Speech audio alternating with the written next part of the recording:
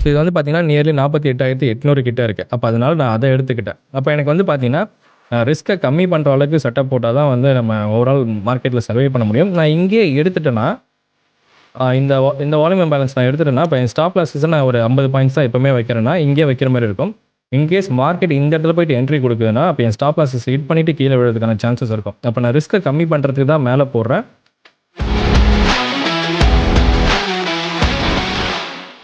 இப்போ இங்கே வந்து எனக்கு செல்லுக்கான லெவல்ஸ் வந்து கிரியேட் ஆயிருக்கு.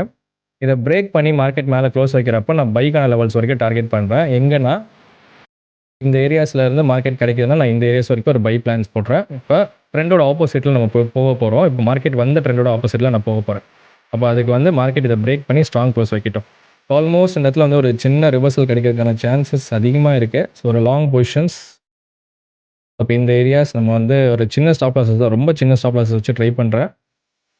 இந்த ஏரியாஸ்குள்ளார இங்கேருந்து நான் டார்கெட் பண்ண போகிறது இந்த லிக்விடிட்டிஸ் வரைக்கும் டார்கெட் பண்ணுறேன். ரிஸ்க் ரிவார்ட் ரேஷியோ வந்து 1:4.